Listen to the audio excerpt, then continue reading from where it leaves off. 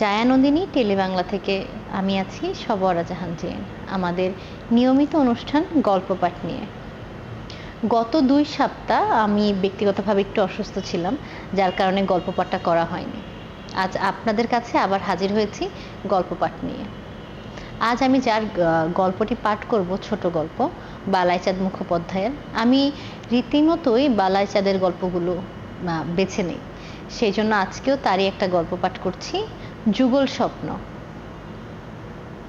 যুগল স্বপ্ন, বালাইচাঁদ মুখোপাধ্যায়।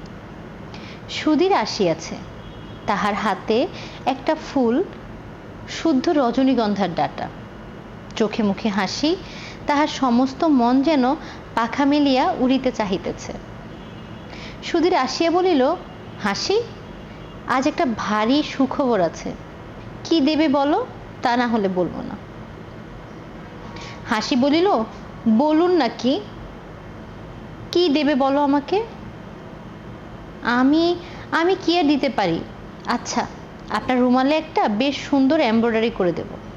চমৎকার একটা প্যাটার্ন পেয়েছি। না না, ওতে আমি রাজি নই। তবে কি চাই আপনার? চকলেট আছে, দিতে পারি। আমি কি কচি খোকা নাকি চকলেটে তুষ্ট হব? হাসি কিছুক্ষণ হাসিয়া বলিল, তাহলে শুনতে চাই না, যান। এমব্রয়ডারি করে দেব বললাম, চকলেট দিতে চাইলাম, তাতে যখন আপনার। এবার সুধীর বলিল, চললাম তাহলে।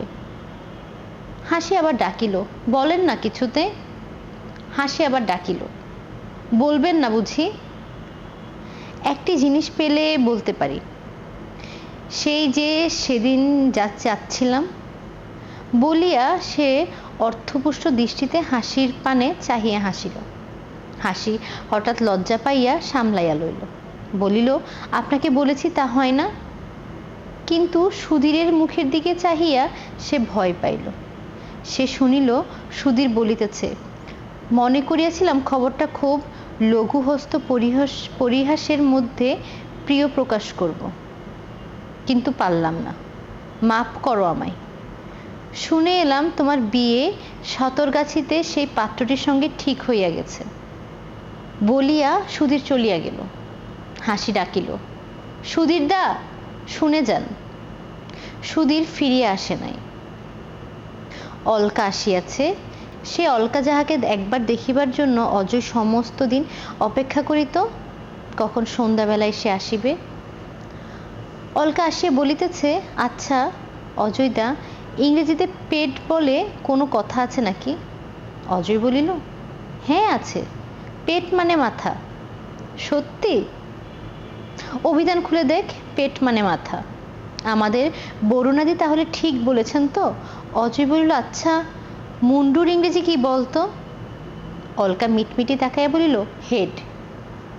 হেড মানেও তো মাথা। অজয় হাসিয়া বলিল, এই বুঝি তোমার বাংলা ভাষার জ্ঞান? মাথা আর মুন্ডু বুঝি একই বস্তু? অলকা হাসিয়া বলিল, তফাৎ কি তাহলে? অজয় গম্ভীরভাবে বলিল, তোমার সঙ্গে আর ওই পাঁচি দোপানিটার সঙ্গে কোনো তফাৎ নেই তাহলে, দুজনেই তো মেয়ে মানুষ। অলকা জিজ্ঞেস করিল, পাঁচি ধোপানিটা কে? ওই যে তোমার গলিটার মোড়ে একজন ধোপায় মেয়ে আছে, কম বয়স, তোমার বয়সী হবে।